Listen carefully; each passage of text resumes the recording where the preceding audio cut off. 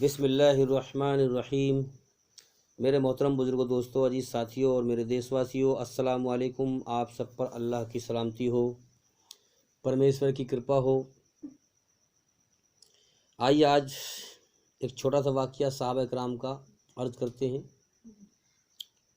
آپ سے امید ہے کہ آپ دھیان لگا کر سنیں گے، سمجھ کر سنیں گے۔ سب سے پہلے ہم اس بات پہ غور کریں کہ جو انسان اللہ کی طرف دل سے دھیان لگاتا ہے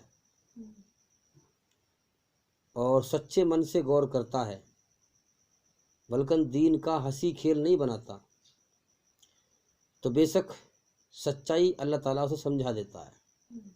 اور سب سے بڑا عقل مند اور سمجھدار بھی وہی ہے جو اللہ کے دین کو غمگین ہو کر سمجھے، اللہ کے دین کا مذاق نہ بنائے۔ اور جو مذاق بناتا ہے، اگر وہ سمجھتا ہو اپنے آپ کو بڑا اسمارٹ اور ہوشیار، تو اس کی ہوشیاری موت پہ اسے معلوم پڑ جائے گی، کیونکہ یہ زندگی امتحان ہے۔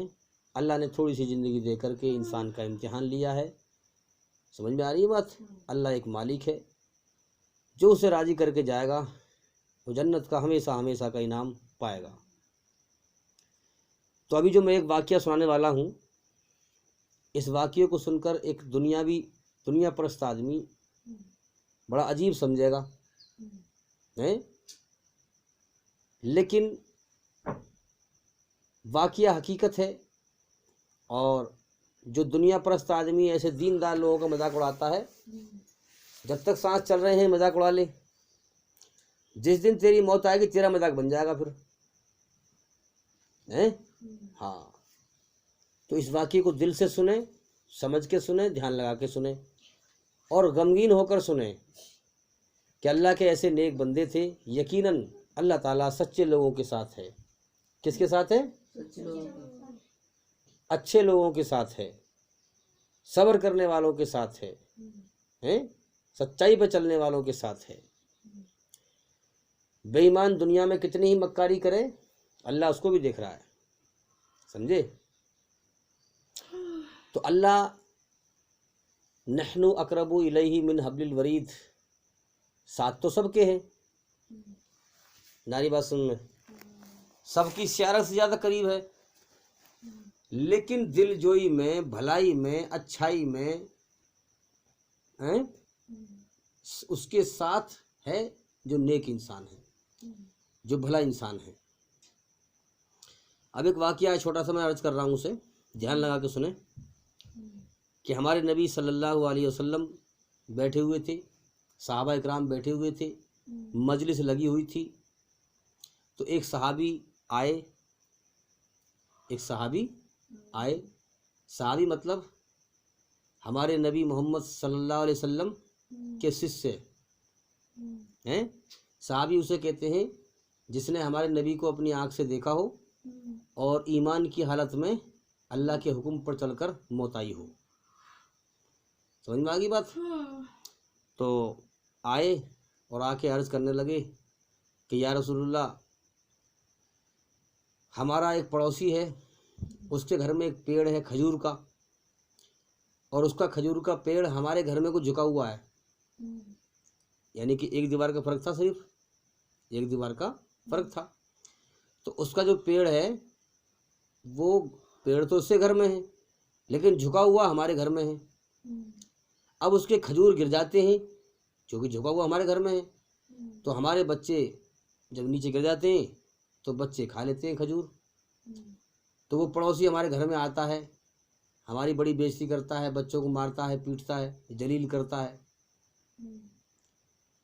تو یا رسول اللہ، آپ اس سے کہہ دیں کہ اس طرح سے ایسا نہ کرے، وہ ہمیں ذلیل نہ کرے، بھیا تو اپنے پیڑ کو کٹوا دے۔ جب پیڑ گھر میں جھکا ہوا ہے ہمارے، تو کھجور گری جاتے ہیں اس پہ سے، تو بچوں والی بات ہے، بچے کھائی لیتے ہیں اٹھا کے، اور وہ بار بار آ کے بدتمیزی کرتا ہے۔ اور وہ جو پڑوسی تھا جس کا کھجور کا پیڑ تھا، وہ مسلمان نہیں تھا، وہ غیر مسلم تھا، تو اللہ کا انکار کرنے والا تھا۔ اللہ کا انکار کرنے والے کو کہتے ہیں کافر۔ وہی ہماری بات۔ تو اسی طریقے سے حضور نے اس کو بلایا ہمارے نبی نے اس کو بلوایا. جب بلوایا تو وہ آیا، اس سے کہا کہ بھائی تم اپنے پیڑ کو مجھے دو گے، میں تم سے جنت میں ایک پیڑ کا وعدہ کرتا ہوں. اب نبی کی بات ہے یہ، نبی کی بات اللہ کبھی ٹالتا نہیں ہے. سمجھ میں آ رہی ہے بات؟ ہاں. لیکن کاش اگر وہ سودا کر لیتا تو اللہ تعالیٰ اس کو ہدایت دے دیتا، سمجھ دے دیتا ہیں، اور وہ ایمان پہ آ جاتا. لیکن اس کے دل میں کجی تھی نا، تو فرمایا کہ بھئی تم بتاؤ کیا کہتے ہو. اس نے کہا یا رسول اللہ میرا تو جو ہے وہی پیڑ ہے، اور میں تو جو ہے اس پیڑ کو بہت، ہم پہ کوئی اور پیڑ ہے بھی نہیں، اور میرے بچے کھجور کھاتے ہیں، اس کے یہ ہے اور وہ ہے، اور میں نہیں دے پاؤں گا، اور یہ کہا کے الٹے پیڑ چل دیا کہ جی میں نہیں دے پاؤں گا اس پیڑ کو، ہم پہ لے دے کے وہی پیڑ. حالانکہ اس پہ اور بھی باغ تھا، مگر انکاری تو جھوٹا بھی ہوتا ہے نا بھائی، جھوٹا بے ایمان مکار جب ہوگا تو وہ اچھائی کے راستے میں کیوں آئے گا. اسلام ایک اچھائی کا راستہ ہے، سچائی کا راستہ ہے. تو چل دیا. ایک صحابی بغل میں بیٹھے ہوئے تھے، وہ کہنے لگے کہ یا رسول اللہ اگر میں اس پیڑ کو اس سے خرید کر آپ کو دے دوں تو کیا مجھے بھی جو ہے جنت میں پیڑ ملے گا؟ تو آپ صلی اللہ علیہ وسلم نے فرمایا کہ کیوں نہیں، یہ تو سودا ہے، آپ خرید کے دے دیں تو آپ کو ملے گا.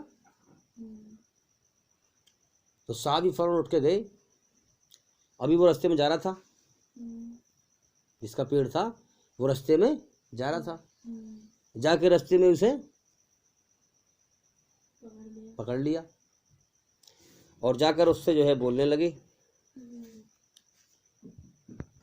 اب صحابی وہاں پہنچے اور جا کے اس سے کہا کہ بھائی ایک پیڑ کا سودا مجھ سے کر لو. اس نے کہا کہ بھائی میں نے محمد کو تو دیا نہیں ہے صلی اللہ علیہ وسلم ہیں، تجھے کیسے دے دوں گا میں؟ آیا پیڑ کے لیے، میں نہیں دے رہا، جا. تو صحابی نے کہا کہ بھائی میں تم سے فری میں نہیں مانگ رہا ہیں، آپ کو جو قیمت لینی ہے بتاؤ آپ مجھے. اس نے کہا میں نہیں بیچ رہا، میں نے میں نہیں کر دیا کہ بھائی جو قیمت لینی ہو بتاؤ آپ مجھے، میں کوئی آپ سے فری میں لے رہا ہوں کہ بھائی میں نہیں بیچ رہا، میں نے منع کر دیا. تو صحابی نے کہا کہ آپ منہ مانگے قیمت مانگ، کیا مانگتا ہے؟ منہ مانگی قیمت مانگ، کیا مانگتا ہے؟ اب جب یہ بات کہی تو اس کا دماغ کھٹکا، تھا بڑا چالاک، لیکن چالاکی دنیا میں کام آئی، بس موت کے بعد تو پھر ناکامی ملی. انہوں نے سوچا کہ اب تو یہ منہ مانگے ریٹ دینے کو تیار ہے. تو ان کا ایک باغ تھا جو غالباً 500 پیڑوں کا باغ تھا صحابی کا، جو اس سے اس پیڑ کا سودا کر رہے تھے. تو وہی باغ تھا بیچاروں پر لے دے کے، گھر بھر بھی شاید کوئی نہیں تھا، اسی میں رہتے تھے باغ میں، بچے وغیرہ، وہی باغ تھا. تو اس نے کہا کہ اچھا منہ مانگی رقم دے گا کہ ہاں، کہ تیرا جو باغ ہے نا 500 پیڑوں کا، وہ اس پیڑ کے بدلے مجھے وہ دے دے، اس پیڑ کے بدلے میں مجھے وہ دے دے. تو صحابی نے کہا کہ ٹھیک ہے، سودا ہو گیا. سمجھ میں آ رہی ہے بات؟ اب وہ کافر تو بڑا خوش ہوا کہ ایک پیڑ کے بدلے میں 500 پیڑ آ رہے ہیں، باغ آ رہا ہے پورا ہیں. تو صحابی نے کہا ٹھیک ہے، سودا ہو گیا. کچھ دیر کے بعد صحابی کہنے لگے اس سے کہ بھئی اپنی بات سے مکرنا مت، اپنی بات سے مکرنا مت۔ اب وہ کافر کہنے لگا کمال کر رہا ہے یار، میں کیوں مکروں گا؟ ابے تو مت مکر دیو، کیونکہ تیرے 500 پیڑ ہیں، پورا باغ ہے تیرا، میرا ایک پیڑ ہے، تو یہ بات تو مجھے کہنی چاہیے تھی۔ تو صحابی نے کہا کہ میں اس لیے تو میں کہہ رہا ہوں کیونکہ تو سمجھدار نہیں ہے نا۔ انہوں نے کہا میں سمجھدار نہیں ہوں، تیرے 500 پیڑ جا رہے ہیں، میرا ایک پیڑ جا رہا ہے۔ صحابی نے کہا کہ تو سمجھدار نہیں ہے۔ کہ وہ کیسے؟ کہ تجھے پتہ نہیں ہے کہ اس زندگی ختم ہونے کا اگلے پل کا بھروسہ نہیں ہے، اگر اللہ کو ناراض کر کے مرے تو سب کچھ چھن گیا، اللہ کو راضی کر کے مرے تو ہمیشہ کا جیون ہے، پھر کامیابی کا جیون، جنت کا جیون۔ اب یہ سمجھنے کی بات ہے، تیرے سمجھ میں نہیں آ رہی، ہمارے ہوش میں سمجھ میں آ چکی ہے۔ اس دنیا کا دھوکہ ہمارے سامنے اللہ نے کھول دیا ہے، سچائی ہمیں دکھا دی ہے۔ تو اس نے کہا کہ میں نہیں مکروں گا۔ سودا ہو گیا۔ سودا ہونے کے بعد صحابی اپنے باغ میں گیا اور جا کر کے بچوں کی ماں کو آواز دی دور سے ہی۔ تو بچوں کی ماں نے جو ہے سن کے جو ہے ابھی باغ میں نہیں پڑھ رہے صحابی، باغ میں نہیں پڑے، بچوں کی ماں کو آواز دی اور باہر بلایا باغ سے، خود باغ میں نہیں گئے کہ باہر نکل کے آؤ، ہم نے سودا کر دیا باغ کا، ہم نے باغ کا سودا کر دیا۔ کہ کیا سودا کر دیا؟ کہ ہم نے اپنا باغ جنت کے ایک پیڑ کے بدلے میں، جنت کے ایک پیڑ کے بدلے میں اللہ کے نبی سے سودا کر لیا۔ سمجھ میں آ رہی ہے بات؟ اب کوئی دنیا پرست عورت ہوتی، دنیا پرست تو بیوقوف ہی ہوتا ہے نا، عقل مند تو ہوتا نہیں، وہ دنیا لوٹنے والا، دنیا بٹورنے والا، دیندار کو وہ پاگل سمجھتا ہے، لیکن اس کی سمجھداری موت پہ معلوم پڑ جائے گی۔ بڑے بڑے بادشاہ نہ رہے دنیا میں، سب چلے گئے چھوڑ کے۔ تو اللہ والوں کو یقین کیا ہوتا ہے؟ اللہ پالنے والا ہے۔ الحمدللہ رب العالمین، ساری تعریف اللہ کے لیے ہے جو سارے جہانوں کا پالن ہار ہے۔ تو کیا کہا بیوی نے کہ آج آپ نے بڑا اچھا کام کیا ہے، اچھا کام تو آج کیا ہے آپ نے، اتنا بڑا کام کیا ہے کہ اللہ کے نبی سے سودا کیا ہے تم نے، جنت کے بدلے میں جو ہے باغ کا سودا کیا ہے۔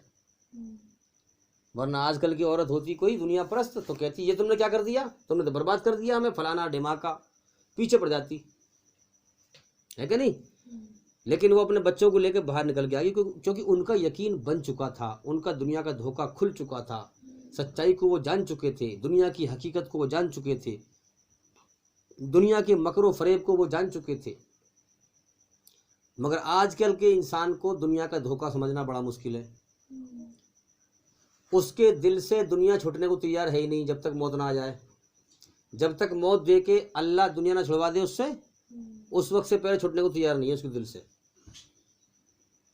جب موت پہ دنیا چھوٹتی ہے جب سمجھ میں آتی ہے پھر بات کہ ہاں دنیا واقعی میں دھوکہ تھی۔ تو اب وہ صحابی آئے، سودا کر دیا، دے دیا باغ، آئے حضور کے پاس کہ یا رسول اللہ میں نے وہ پیڑ خرید لیا ہے۔ کہ خرید لیا ہے؟ کہ کیسے خرید لیا ہے؟ کہ میں نے اپنا وہ 500 پیڑوں کا باغ، اس کے بدلے میں نے وہ پیڑ خرید لیا ہے۔ حضور نے فرمایا کہ اے میرے صحابی، اب میں تجھ سے جنت میں اللہ نے تیرے لیے بے شمار پیڑوں کا، باغوں کا انتظام کر دیا۔ اب یہ نبی کی بات ہے، ہماری آنکھ دیوار سے پلی طرف نہ دیکھ سکے، نبی کی آنکھ آسمان کے اوپر دیکھ رہی ہے، نبی کی آنکھ قبر میں مردے پہ کیا ہو رہا ہے اس کو دیکھ رہی ہے۔ ہاں نبی کو اللہ تعالیٰ خبر دیتا ہے ہر چیز کی۔ اب آپ اندازہ لگائیں کہ وہ کافر، اللہ کا انکار کرنے والا، اس کے اندر دنیا کا کتنا لالچ بھرا ہوا تھا، لیکن مرا وہ بھی اور مرے وہ بھی۔ جو اللہ کو راضی کر کے مرا وہ تو کامیاب، جو دنیا بٹورتے ہوئے مرا وہ ناکام۔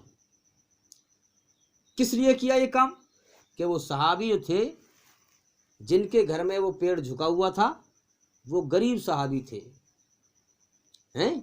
غریب صحابی تھے، ان کے غریب بچے تھے، ایک ٹائم کو روٹی مل گئی ایک ٹائم کو نہ ملی، تو بچے بھوک کی وجہ سے، کیونکہ کھجور جاتے تھے گھر کے اندر، پیڑ جھکا ہوا تھا گھر کے اندر، پیڑ تھا دوسرے کا، تو بھوکے رہتے بچے تو کھجور گرنے کے بعد اسے کھا لیتے۔ تو اس لیے ایک کھجور کے پیڑ کے لیے کہ ان کی تنگی دور ہو جائے، ان غریب بچوں کا سہارا بن جائے، اپنا 500 پیڑوں کا باغ دے دیا صحابی نے۔ اس طرح سے ایک دوسرے کی سہایتا کیا کرتے تھے مسلمان ایمان والے اور آج کا مسلمان، آج کے مسلمان کو کوئی ظالم دوسری جگہ پہ مار رہا ہے، دوسری جگہ کا مسلمان کہتا ہے وہی تو مر رہا ہے میں تو بچا ہوا ہوں، جب مجھ پہ آگے جب دیکھوں گا تو یہ کوئی ایمان تھوڑی ہے، چیٹنگ بازی ہے اللہ سے، جس دن موت آئے گی اس دن معلوم پڑ جائے گی۔ ارے ایک ایمان والا تکلیف میں ہے تو ہمیں یہاں روٹی اچھی ہی لگنی چاہیے کہ میرا بھائی تکلیف میں ہے، جنت میں ایمان والا جائے گا، ہاں، تو اس لیے ہمیں فکر ہونی چاہیے کہ بھئی ہم جاگیں، اپنے آپ کو سمجھائیں، دنیا کے بہکائے میں نہ آئیں، ایسا ایمان بنائیں کہ دنیا ہمیں پھر بہکا نہ سکے، ہمیں بھٹکا نہ سکے، اللہ سے بھٹکا نہ سکے، ایسا ایمان بنائیں، ایسا یقین بنائیں۔ اور بھئی زندگی رہی تو انشاءاللہ پھر ملاقات ہوگی۔ السلام علیکم ورحمۃ اللہ وبرکاتہ۔